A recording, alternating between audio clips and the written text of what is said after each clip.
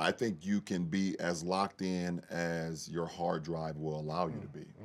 You know, I've always said this saying, like, the best teacher in life is experience. You know, and you have the ability to go through a career and a profession where you have, you know, instances and moments that will either shape you to understand what's coming next or not. And it's up to you, like, how much more do you want to be put in that position because you know how to handle it the next time. So, you know, I think, you know, even when you do become a champion, if you're able to become a champion at 20 or 21 or 22, you're still not tapped in. I mean, when Kobe came in, you know, he had a couple years, and then Shaq came to the team, and I think he won his first one at like 21 or 22.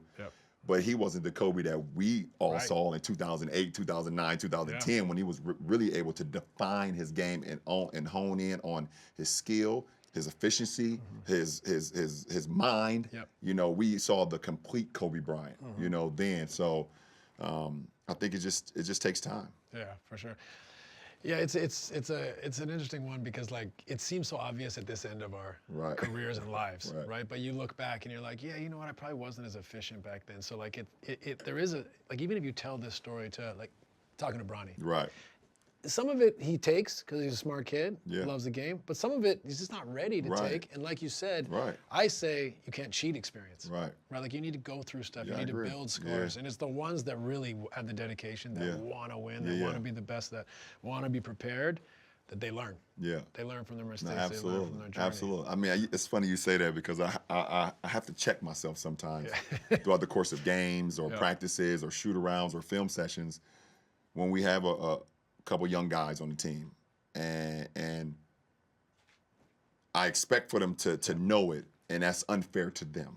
I've always talked about, like, my Little League coaches and the coaches I've had over the course of my career. I believe they really set me up for the greater of the game of basketball. Like, I was taught how to pass and cut. I was taught, you know, flex action. I was taught, you know, ball movement, you moving defensively. When the ball move, you move. You know, I was taught, you know, pointing your fingers out and having your fingers point out. You can see, you know, your man, you know, and the ball, then you're in the right position. I was taught that, you know, if you're not getting more satisfaction out of seeing the success of your teammates, then what are you doing it for? Like, I was taught all those things.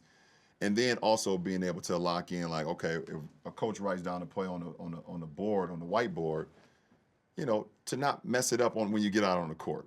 You know, like, we would study those things. And this was like 8, 9, 10, 11 years, you know, when I was 11, 12. All still applicable today. All today. And like, for one of my pet peeve is a coach writing a play on the board, and 20 seconds later, the guys go out there and fuck it up. You know, that's one of my pet peeves. But back to what I was saying, like, you know, I expect excellence out of everyone, you know, and I expect for everyone to know exactly what we're doing, how we're supposed to do, and what's going to happen. But also, I have to check myself sometimes and saying, okay, the level of experience may not, it's not there just yet. Appropriate excellence. Appropriate excellence, yes. And which is a hard balance. Right, it's a hard balance when, you know, you're 40, and you're like, okay, I'm looking over the mountain. I say, oh, shit, there's the end. There's the end for me, you know, and I'm still competing at a high level. And I'm like, well, I have a chance to, you know, possibly win another championship, but this is a team game, you know. You know, when it comes to, you know, soccer and football and basketball, these are complete team, no matter how great you are as an individual, you know, 100%. And you have to rely on either, you know, 4 other guys, the guys coming off the bench. You know, football, you have to rely on the other 10 guys, and then the offense, defense, offensive coordinator.